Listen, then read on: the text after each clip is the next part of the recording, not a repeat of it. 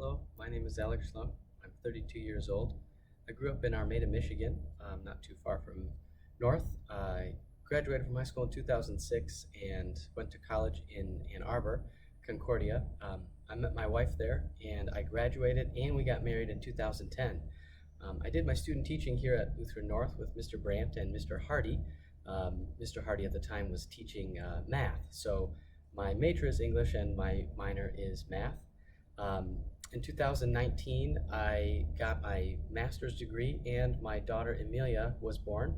So she has just turned 1, and I don't think that I've slept a full night in at least a month or so because she's going through some teething right now. Um, but this is my 11th year teaching, and it's definitely one to remember. And while the beginning has certainly been a struggle, I will say that I have never felt the community support more than I have this year, and I'm so thankful for that. Your prayers and words of encouragement mean so much.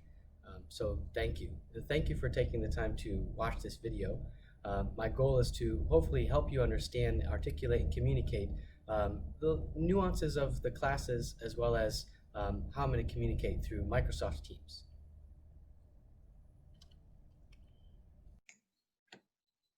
I don't normally like to spend too much time on the course outline because I believe this is something that you can read, and usually they're pretty straightforward. But there are a couple things in this that are a little bit unique, and so I just want to kind of look at those. So I know most math teachers have some kind of homework check from the homework that they give, and I'm no different. And I like to explain to the students that so much of what I'm going to do in checking that homework or quizzes or, quiz reviews and that kind of thing is really just for their accountability. Um, and the idea of that accountability goes into making sure that they're doing their work honestly, because sometimes, you have people that will say, man, I did all the homework. I got perfect scores on the homework, but then when I get to the quiz, I do poorly. But did you really do the homework?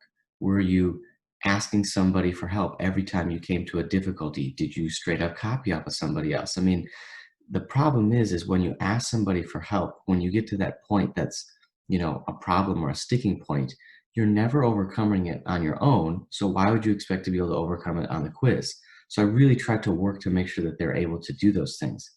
Now, the other way that is unique about this is here with the aspect of the quizzes. So given at the end of nearly every section, so about every two, they're graded on correct, accurate answers, work shown. And then notice the asterisk there.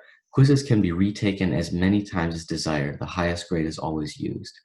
And again, that's an odd idea, but here's the thing. In math, as you may know with yourself or your son or daughter, one of the scariest things about it is that it builds on itself. So if you struggle with the stuff that happens at the beginning, odds are you're going to struggle with the stuff that happens later because it's a more complex version of the stuff that happened at the beginning. And sometimes when we do a quiz, and let's say it's a 5 out of 10, um, your understanding there is a 5 out of 10 on that day. But let's pretend we go through, we do more examples, we do more practice, and whatever was going wrong in that beginning part just finally clicks for you. And you say, I get it. I understand that now. Well, the problem is if under the normal operation, you just took that quiz on that day at that time, all that grade tells me is at that moment, your knowledge of the content was a 5 out of 10. But that may not be what your knowledge of the content is overall. And see, that's what I want to know. I want to know what is the knowledge of your content overall, because maybe you come to a better understanding. Usually that's the case. So I allow them to take a quiz as many times as they want. And there's no penalty for that. There's no like decaying, point value or something. Well, if you take it 5 times, the most you can get is a 5 out of 10. No. I always take the highest grade. Now, you have to redo the whole quiz, even if you only got one wrong, and it's different questions every time. But the format of the quiz is the same. The content of the quiz is the same. What I'm asking you to demonstrate in your knowledge is exactly the same every single time. I relate it to the idea of temperature. If you have a fever and somebody takes your temperature, let's say it's 101, That doesn't mean that your temperature is 101 literally every other day of the year. It's just that time.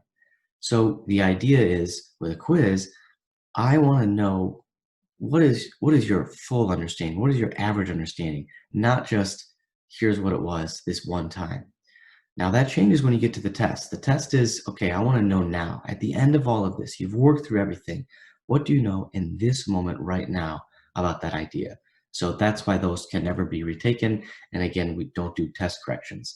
And part of that too is, there's an attitude that sometimes happens with quizzes where people say, there's a retake, there's a retake, there's a retake. Well, eventually you got to buckle down and, make sure that you can learn it. Otherwise, well, you always just keep putting it off and eventually the semester ends. Now, the other aspect of this that I wanted to look at is how I use Microsoft Teams.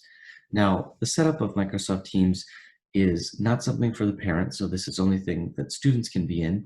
And one reason that this is kind of so particular, I guess, in this is, the preparation if we needed to, that we had to kind of go back to online learning. So that's one reason why this is here, but it has worked so well, and I think it's a good addition. So I don't really use anything in the general channel. The one that's really specific for me is the homework log.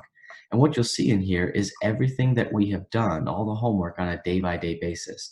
And not only is it, the homework, but it's, the notes that we did in class. So looking at, what we did by solving by graphing and, kind of seeing those notes. So that's a way that students can always know a few things. Number one, what do they need to do for homework? So here's page 55, these problems, and you can see me work out through some of the examples. For example, too, you can see when we have quizzes and all that kind of stuff. The other idea is that, let's say you had a sporting event or you're not feeling well in the morning, but you kind of start to feel better or something like that later, and you want to keep up on your homework. That's what this is for. So just always kind of making sure that you have the ability to, outside of class, recognize some things or be able to see this is what's going on. Now, that does not remove the grace period, that you get when you're absent, excused absence or something like that. But this is there so that people are able to understand what's going on and look back on the notes if that is something that they need to do.